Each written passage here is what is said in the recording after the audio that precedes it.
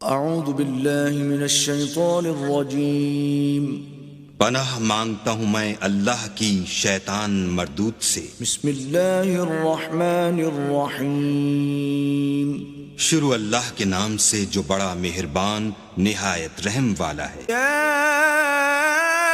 ایہا الذین آمنوا اتقوا اللہ وقولوا قولا سدیدا يصلح لكم أعمالكم ويغفر لكم ذنوبكم ومن يطع الله ورسوله فقد فاز فوزا عظيما۔